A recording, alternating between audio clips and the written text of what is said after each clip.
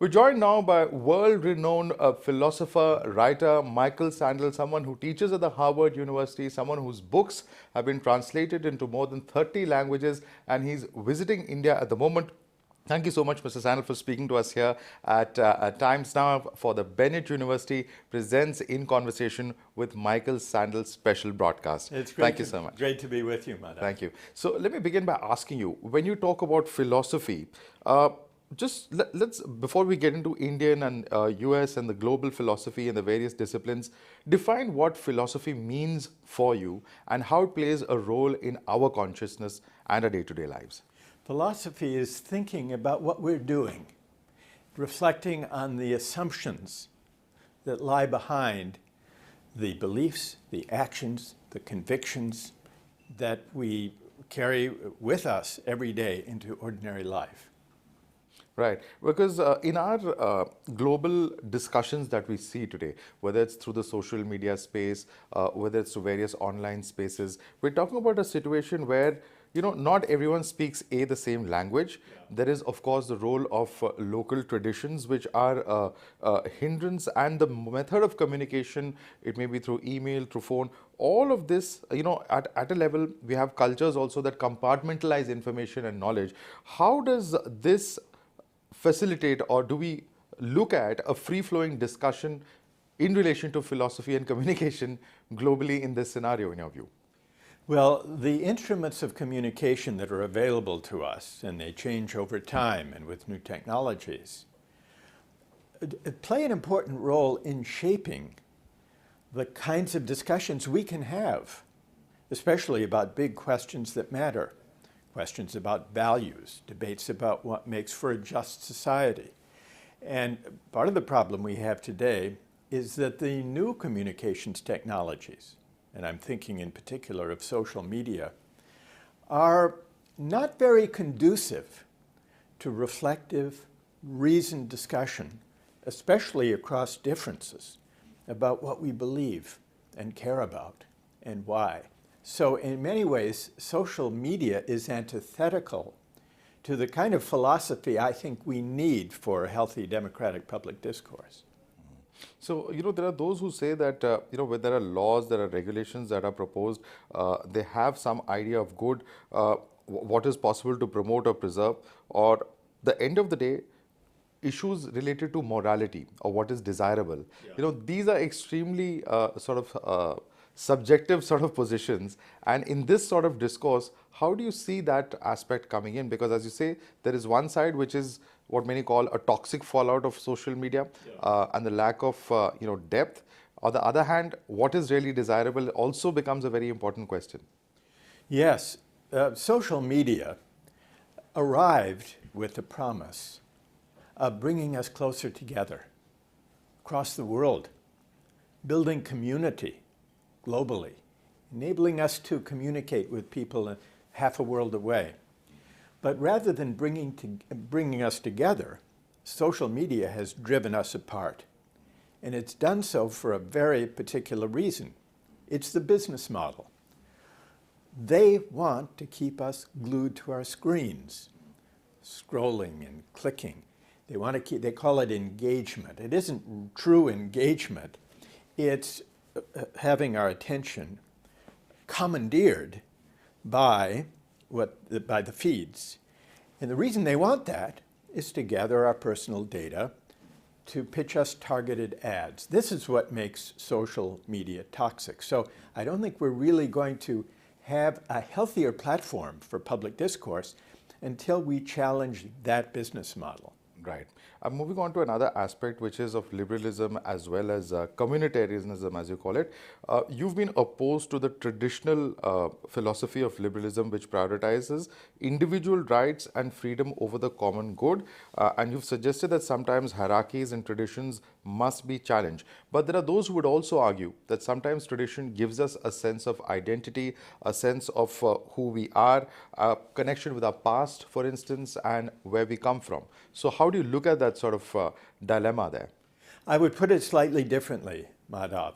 I have not, though some people think that I've argued against respecting individual rights and individual freedom.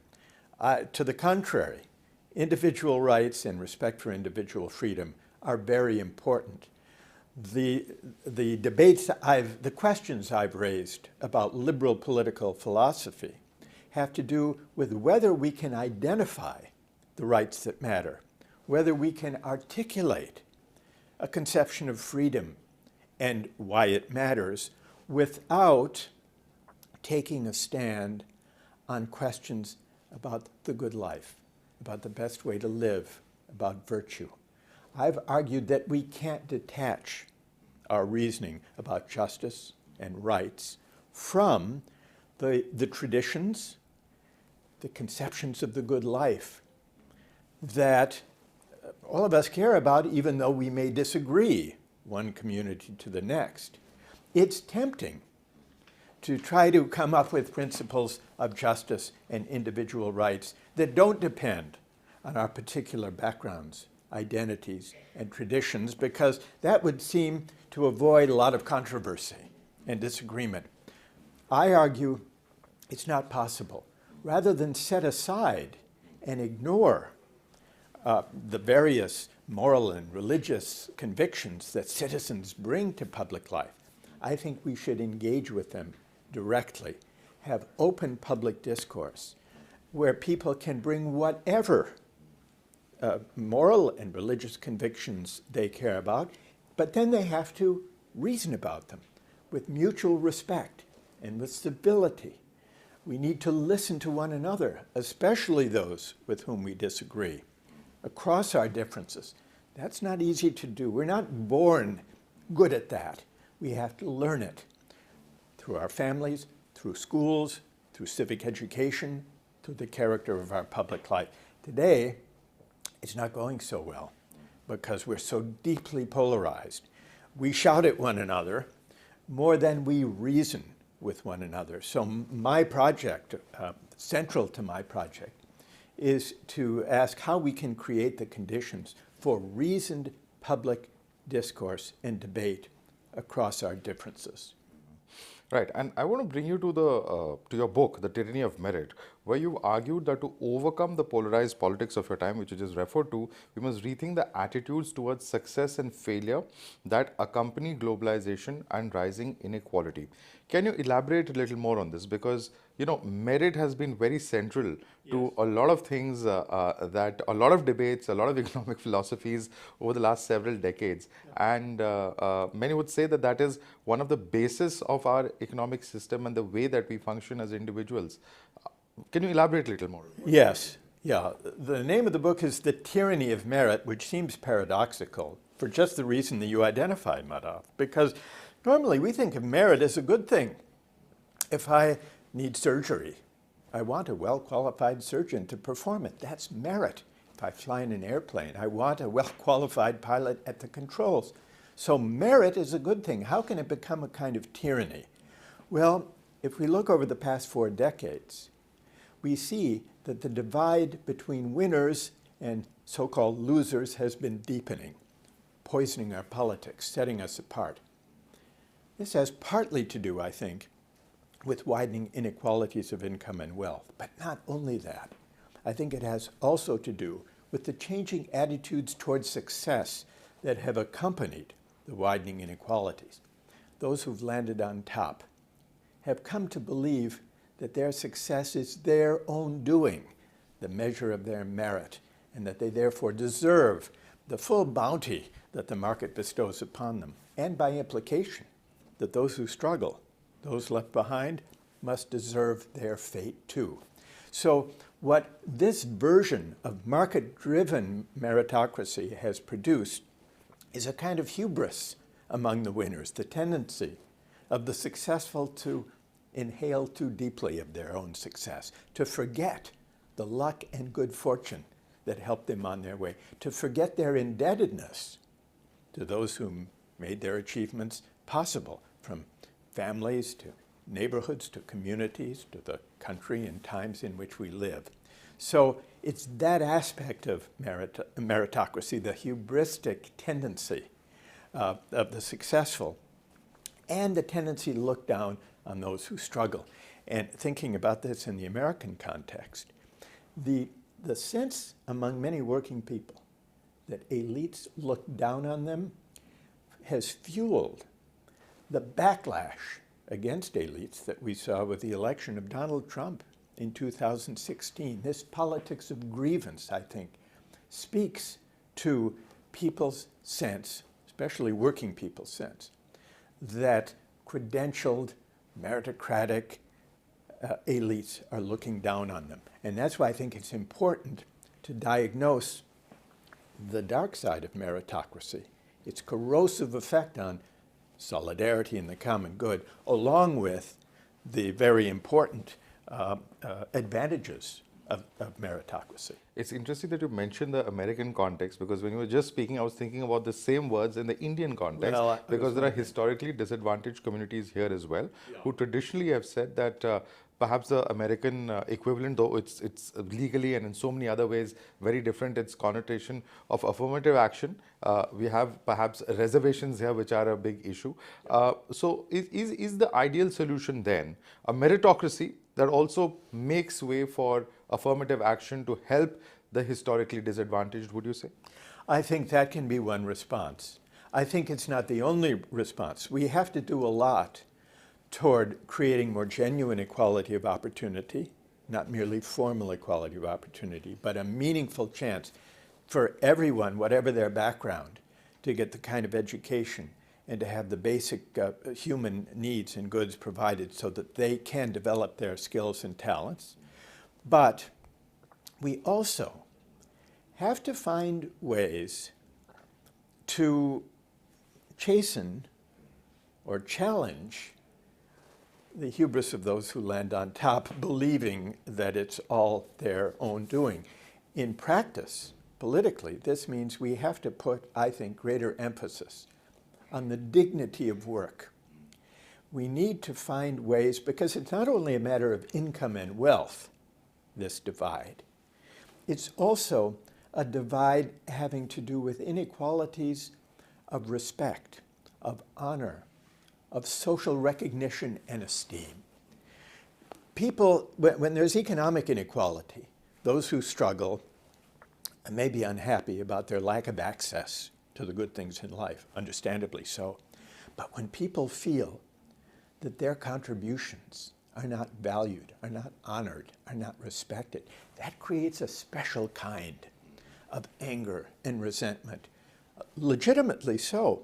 So I think we need to shift the terms of public discourse away from arming people for meritocratic competition and focusing more on the dignity of work, of finding a way to honor and recognize everyone who makes a valuable contribution to the economy and to the common good through the work they do, the families they raise, and the communities they serve. So it's a shift in political discourse and in the emphasis to be more inclusive and more attentive to inequalities of social recognition and esteem. There's been a criticism, though, in India, as I was referring to reservation. There are identity-based quotas or caste-based quotas that exist currently, and they have their own legal sanctity. They were brought in for a certain amount of time, but it has continued, and perhaps rightly so, because there are still huge sections of Indian society which perhaps require them. But the criticism then is that, when you have a section of them who've done well economically, they still have access to these quotas. So then doesn't that bring in a sort of a reverse inequality, is a criticism that many have had. How do you look at this? Because this is a very complex issue. Yes, and there are certain parallels, but also certain differences between the system of reservations in India and the system of affirmative action in the United States. The similarities are closer in the educational field, less so perhaps in jobs and government jobs, which is a great point of emphasis for reservations in India. We had, in my class last semester at Harvard, I taught a course called Meritocracy and Its Critics. And we debated this question, among others, and we devoted a session, a 2-hour session, to the comparison with India, the US and India, on reservations. And we had several Indian guests who joined us for this discussion. And it was fascinating to see the similarities and differences. I don't think that we can afford to give up entirely on affirmative action and reservations, though, as you know, the United States Supreme Court struck down the use of race-based affirmative action for universities. In fact, the case that was brought against my university, against Harvard, and the Supreme Court struck it down. I disagree with that court decision. I think that universities should be able to consider a range of considerations, including race, ethnicity, identity, as well as economic class. And you raise an important point that sometimes these may point in different directions. And I think, well, one of the criticisms I have, I'll make it vis-a-vis the American system, which I am a bit more confident of.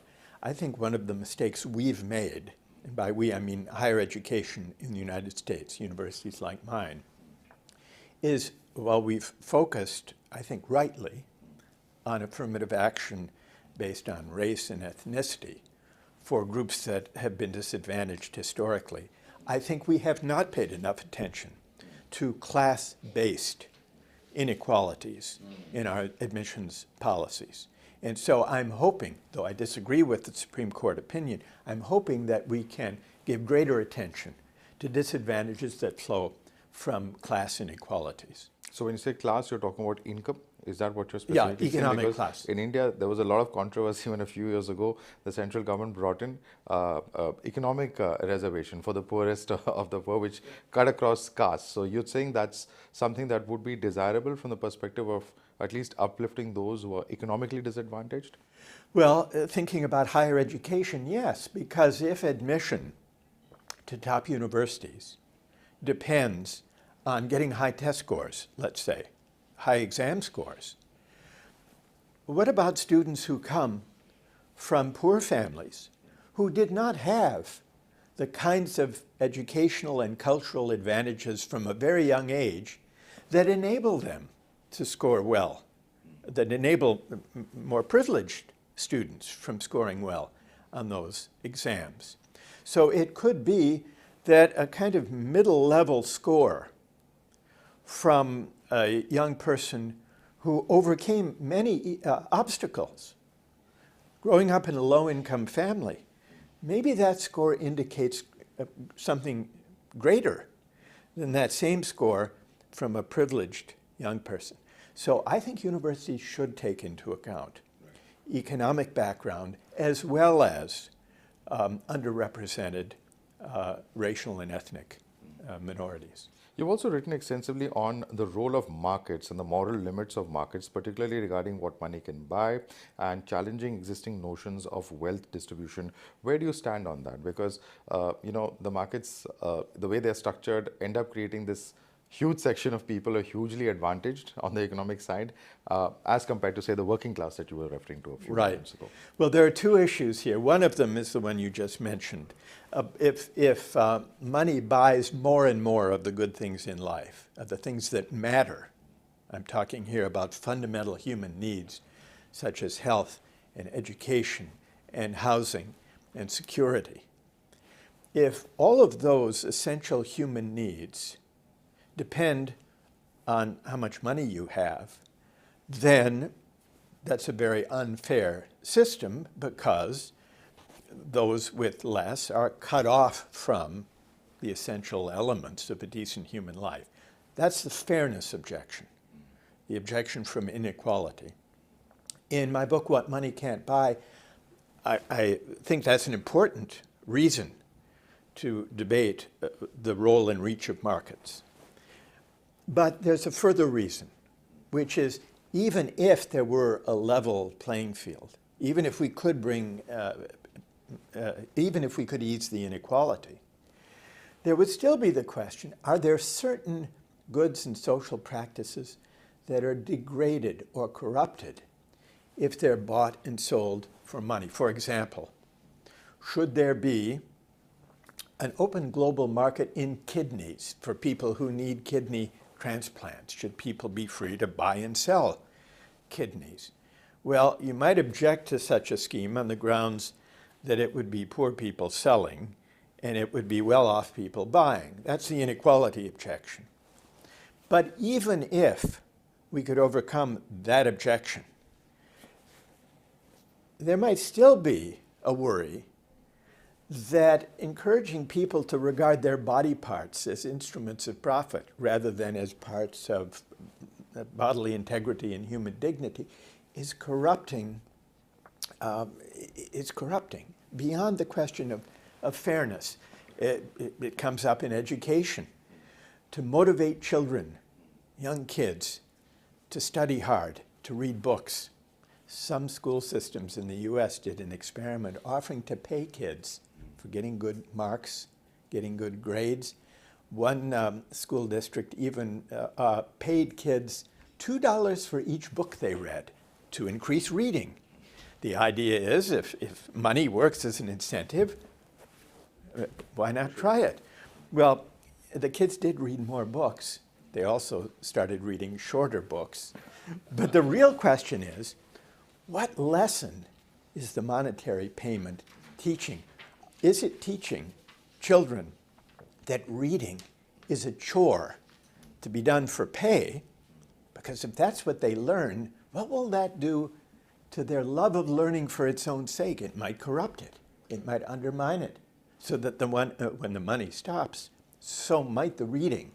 So this is a further consideration we have to take into account when we're discussing the use of markets to allocate health, education, to resolve the climate crisis, for example, to motivate or provide incentives for people to reduce carbon emissions, or countries for that matter.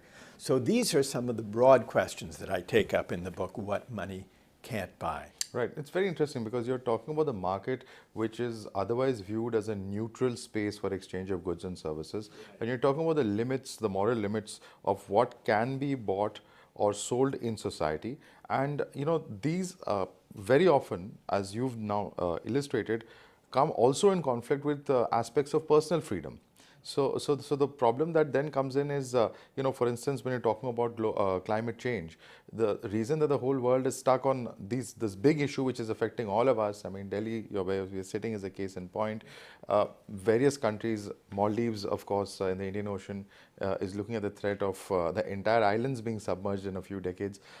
Why is it that these issues, is it just the commercial interest? Is it just the money that then becomes the sticking point of resolving issues that affect all human beings across the planet? Well, the whole question of carbon emissions and climate change is a very good test of these themes.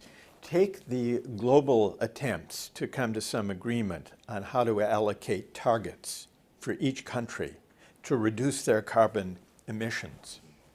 Now, countries negotiate fiercely. What should their targets be? And shouldn't somebody else have to lower their emissions more? So we have these debates. But during these, part of the debate is about the use of a market mechanism, because the United States and other rich countries have taken the position in some of these climate agreements. We will accept more demanding targets for reduction of carbon emissions, provided we can meet those targets either by reducing our own emissions or by paying other countries, developing countries, to reduce their emissions. Now, the market logic is it's more efficient that way. It might be cheaper to reduce emissions in developing countries by paying, let's say, paying to get rid of all the kerosene lamps and heating devices in India and update them with more energy efficient cooking and lighting technologies. The United States negotiator will say, well, we'll pay for that rather than insist that our car manufacturers reduce, or rather than reduce our air conditioning bill. Now, from the standpoint of emissions, it might be more efficient. That's the argument for the market. But carbon offsets, which is what this really is, could be corrosive of the sense of shared sacrifice necessary for all countries to face up to their responsibilities to deal with the climate crisis. So that's the issue that intrigues me. Is efficiency the only value? Or does it also matter whether there, as part of the climate crisis solution, we cultivate a sense of global solidarity and mutual responsibility and shared sacrifice, in which case letting rich countries buy their way out of reductions, though efficient in market terms, might make more distant the day when we will have a shared sense of responsibility to sacrifice, change our ways of life to solve the energy crisis. Do you see how that tension Absolutely, can arise? because there's a counter perspective in the developing countries and a concern that they have. Countries like India and China have. They're saying that we are in our developing stage. The developed world is already developed, and therefore we need the traditional tried and tested technologies. The clean energy, etc., are still emerging. There's a lot of uncertainty about how it will pan out, for instance. And they say that perhaps this sort of framework puts the developing world at a disadvantage. And therefore, we come back to the question of merit, not just efficiency, but also merit. Yeah. And in terms of how the developing world will ever be able to catch up with the rest of the world if these restrictions are suddenly imposed on them. Of course, there's no doubt that there's a climate emergency, but that's one line of thinking as well. So how do you sort of look at that aspect? Well, and that's a question of where does the baseline begin? Because in countries like India will say to countries like the United States and Britain, you've had, since the Industrial Revolution, you've been able to use the heavens as a depository for your carbon emissions. Now, just when we're about to catch up, you're suddenly changing the rules. Exactly. And the argument is, should the measure of responsibility be who is emitting the most today, or should the measure of responsibility be who has emitted the most historically? And there's not an obvious answer to this question. Well, the only thing that's obvious is it raises a big question. It's a moral question. It's a question of global cooperation and of global justice in the end that has to be part of the debate in working out global cooperation to address the climate crisis. Right. Also, we're at a time when it's not just the climate crisis. There are wars, there are genocides. In all of this, we end up seeing that there's a global solidarity missing. And also there's a very, very important role, which we were discussing earlier, of not just social media, but also divides and a lack of ability. I mean, we've seen the Indian Prime Minister say that it's not a time of war. But the point is that evolving a global consensus perhaps appears to be more challenging today than ever before on all of these contentious issues. How do you look at that? It does. There was a time during the Cold War when it seemed much simpler. There were two blocs. They were in a kind of geopolitical contest. And there were countries who chose sides and some who straddled the two sides. And then came the end of the Cold War. And at the end of the Cold War, there was it was a triumphalist moment. This is back to the hubris we were talking about earlier in connection to meritocracy. It was, I think, a hubristic moment for liberal democratic capitalist countries who said, the Cold War is over, we won, liberal capitalism, democratic capitalism is the only system left standing. We know what it is, all countries should adopt it, the sooner the better. There is one way to do capitalism, one way to do democracy. This turned out to be, it seemed for a time that this would be the new consensus. Some even called it the end of history. But that was a misreading of the moment, because it assumed that there is only one version of capitalism. And it's the capitalism that prevailed over 4 decades of since then, which essentially began with Reagan and Thatcher, but continued even under center-left governments who replaced them. Deregulation, the financialization of economies. And it turned out that this version of market-driven, finance-driven globalization did not turn out to make everybody better off. It created winners and losers, but it also created growing inequalities, which gets back to the divide and the polarization that we were talking about earlier. So now, add to this the wars that we have, including Putin's invasion of Ukraine. And it seems that that heady moment of consensus, it was a self-satisfied moment as well, has disappeared and been displaced by, it seems, a return to old-fashioned power politics, even a revival of the Cold War. But it's compounded by the last 4 decades having created these divisions and polarizations within our societies and within democratic societies that ill-equip us to reason together to find our way to the common good, either at the global level or even within our own societies. Right. And where does civic virtue play a role in that? Because there are those who talk, of course, about individual rights, and you've spoken about how those need to be respected. But there are those who say that somewhere, when you talk about the idea of justice in a contemporary democratic society, whether you're talking about war, whether you're talking about why economic systems have not worked, one thing that comes up is, where the role of the individual or the role of civic virtue comes in then, not looking only at the greater common good, but only at either personal enrichment or personal interest or a certain group's interest that undermines the system as a whole. Yes. Well, this is my argument exactly, that we can't separate questions of justice from questions of civic virtue and the common good. And what's missing in the politics and the public discourse of democratic societies today is a healthy regard for the common good.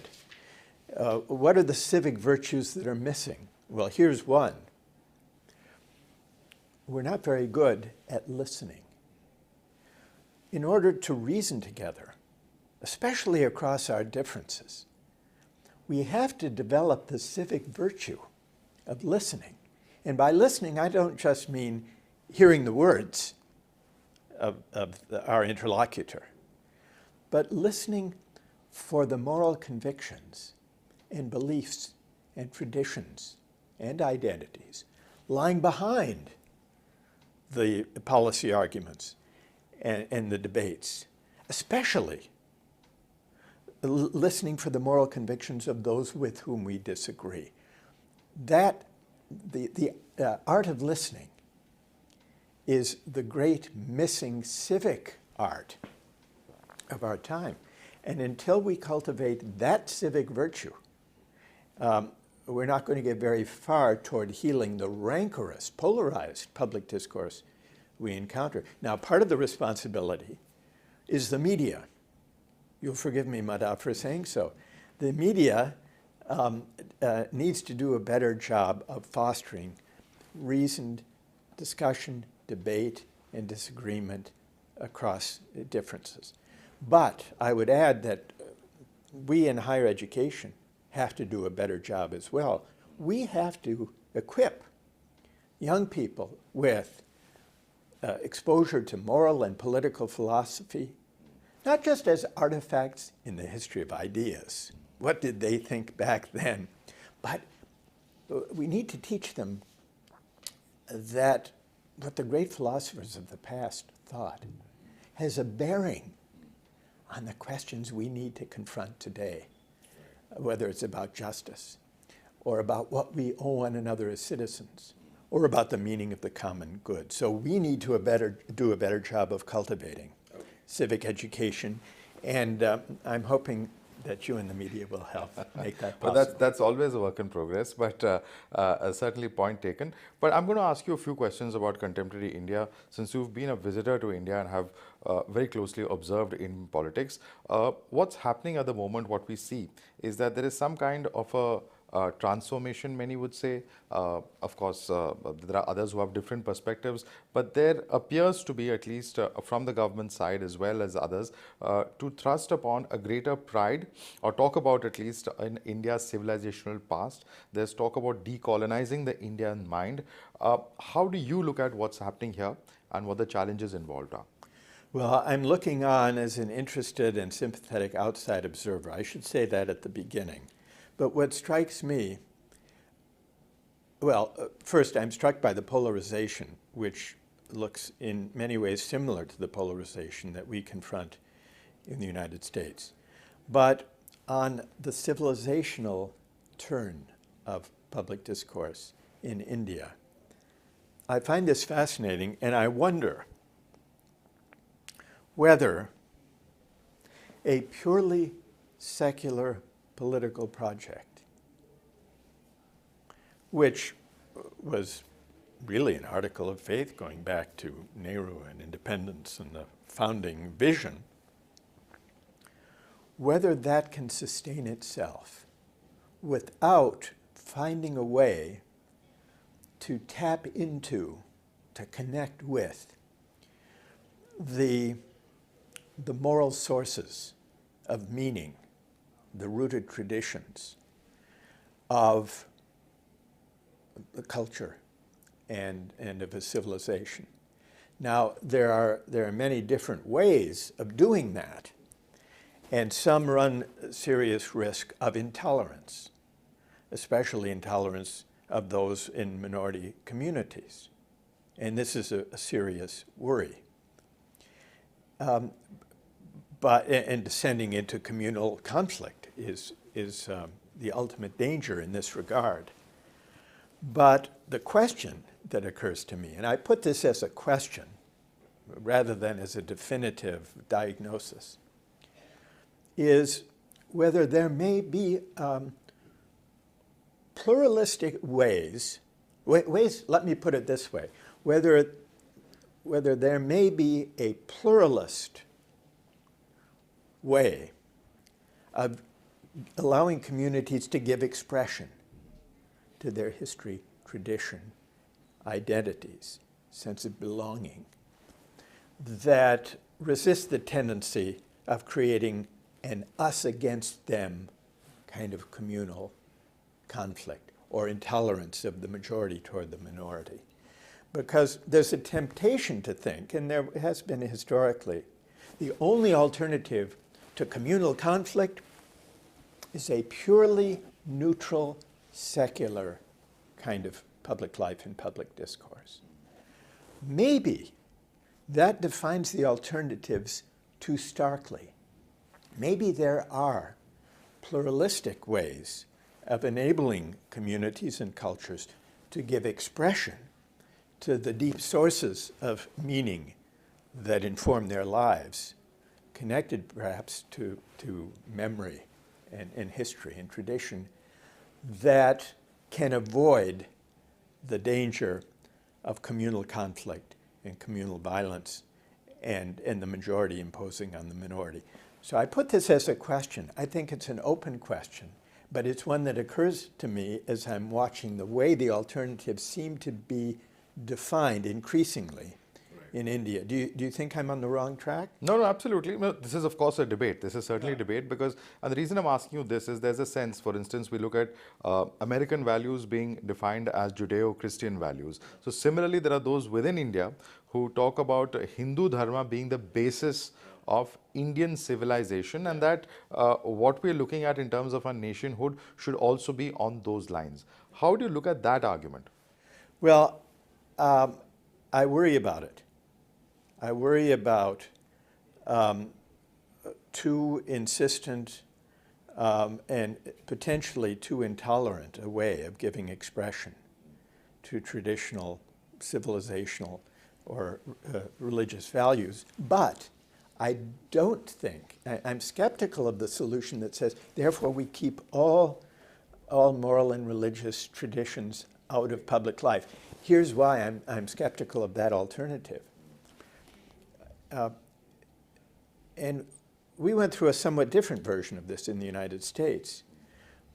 I think if we empty public discourse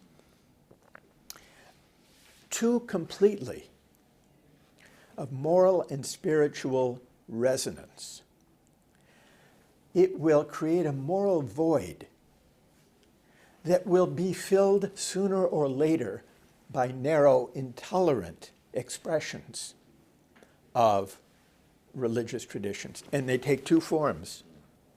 And we see this in countries around the world. The backlash version that attempts to fill the void takes the form of religious fundamentalism. I'm speaking generally now. Religious fundamentalism or hyper-nationalism. We saw this in the United States when certain Christian fundamentalist groups tried to fill what they saw as a moral void in public discourse. And we saw it with Trump's America First hyper-nationalism and building the wall, which was a response to what many experienced as a kind of inattention to the sense of national identity and pride. So I think that, here's another way of putting it. The rise of, and I'm reflecting mainly here on the American experience, you will say whether or not it applies to India. I think that fundamentalists and hyper-nationalists rush in to fill a void where liberals fear to tread, where there is such a thoroughly emptied public space that it creates a backlash, and which is why I think we need to find ways to bring into public discourse, in a healthy, pluralistic way, expressions of identities and traditions and moral and religious convictions. Because otherwise, the backlash will come with a kind of insistence that can lead to intolerance and that can lead to the majority imposing on the minority. Right. Right. So it's a delicate balance. It's yes. not an easy thing. There's But no I think easy the answers. polarities Yes. Are both dangerous. Right. I think both polarities are dangerous. Right, right. I'm sir now going to ask you a few questions from the students of Bennett University. I hope they're easier than this question. I think actually some of them are tougher. Yeah, But okay. let me begin by asking you, as someone who's authored a groundbreaking book on the conceptual framework and application of justice, I'm curious to know, how do you define justice as a moral category or a utilitarian one? Well, the utilitarian idea of justice says justice means the greatest happiness for the greatest number of people. And that sounds good on the surface. Why not maximize happiness? But most versions of utilitarianism define happiness in what I take to be a shallow way, simply people's preferences, giving people what they want. It's a consumerist idea, almost, of preference satisfaction. And that could involve satisfying the majority at the expense of individual rights. So if the majority abhors a minority religion and wants it banned, or wants to ban the visible expressions, then on utilitarian grounds, greatest happiness for the greatest number of people, it would be hard to make the case for respecting minority rights. So I'm not a utilitarian, and I don't think utilitarianism offers an adequate account of justice. So what's missing? Two things. One is respect for individual rights and for human dignity. The other goes back to an earlier part of our conversation about civic virtue, about the common good. Those are the two elements, I think, that utilitarianism misses. Right. The next question, in the age of populism and post-truth, how do you think we can infuse our political organizations with morality or even spiritual questions? Well, this goes to the question of bringing moral and spiritual considerations and arguments and convictions to bear in public life. I think we need to invigorate our public discourse. I don't think we should ask people to leave their moral and spiritual convictions outside when they enter the public square, as if these were kind of coats or jackets that one could leave outside and then enter as a kind of neutral space. I think a neutral space, a space devoid of larger moral questions, creates the emptiness that will sooner or later be filled by intolerant versions of fundamentalism or of hypernationalism. But it also doesn't make for a very engaged kind of democratic public discourse. And so I think we should welcome into the public square, we should not insist that it be neutral. We should welcome a multiplicity of voices. It'll be messy. It will be messy. It will be conflictual. But from that messiness can come mutual understanding and disagreement on the basis of civility and mutual respect. Right. The next question coming in from Bennett University is, as we all know, we live in times of robust digitalization and globalization. In the wake of these processes that thrive on speed and connectivity, what's the place of philosophy that requires spaces for contemplation and hence time as well? Yes. Spaces and time to reflect, to think, to attend to big questions that matter. I think the student questioner has identified precisely what we need and what's hard to come by in a fast-paced digital age. And part of what's missing is, in the virtual world that we inhabit, is human presence. And for human presence and attention, this connects too to listening, we need to create alternative arenas for public discussion to what we see on our screens. And the big difference is we need not only virtual connection, we need actual human connection. And for this we need to strengthen and revive the public places and the common spaces that bring people together from different backgrounds and walks of life to connect with one another, to encounter one another, even to bump up against one another in the course of their everyday lives.